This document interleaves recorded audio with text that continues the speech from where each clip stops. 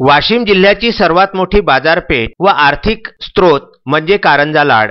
कारंजा लाड येथील सहाय्यक निबंधक सहकारी संस्था या कार्यालयामध्ये दिनांक 25 एप्रिलच्या रात्री चोरी झाल्याची घटना घडली होती. सहाय्यक निबंधक सहकारी संस्था कार्यालयाचे अधिकारी पी.एन. गुल्हाने यांनी सकाळी 9:30 वाजता कार्यालयाचे वरिष्ठ लिपिक संजय सागळे यांना फोन करून कार्यालय उघडण्यास सांगितले होते. त्यांनी कार्यालयाचे संगणकीय कर्मचारी राधेश्याम राठोड यांना कॉल करून उघडायला सांगितले.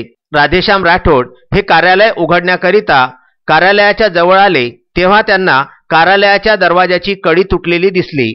दरवाजा उघडा होता. राधेश्याम राठोड यांनी लगेच सहाय्यक निबंधक पी.एन. गुल्हाने यांना या बाबीची कल्पना दिली.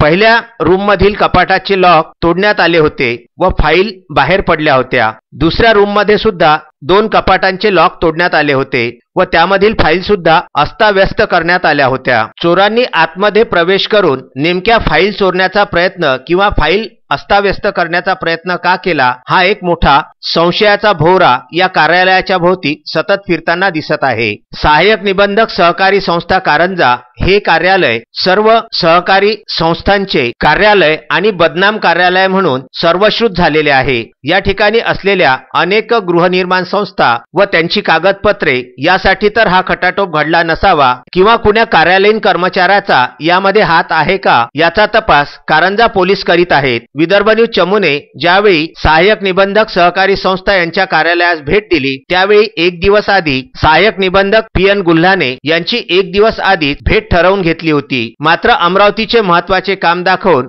सहाय्यक निबंधक हे कार्यालयामध्ये गैरहजर होते हे विशेष. या कार्यालयामधून नेमक्या कोणत्या फाईल गहाळ झाल्या किंवा कोणत्या चोरीला गेल्या याची माहिती घेणे क्रमप्राप्त झालेले आहे. सहाय्यक निबंधक पी.एन. गुल्हाने यांच्या भेटीनंतरच नेमक्या कोणत्या फाईल गहाळ झाल्या किंवा कसे या बाबतीत प्रेक्षकांपर्यंत खुलासा पोहोचणार आहे. विदर्भ न्यूज करिता अक्षय लोटे, कारंजा लाड.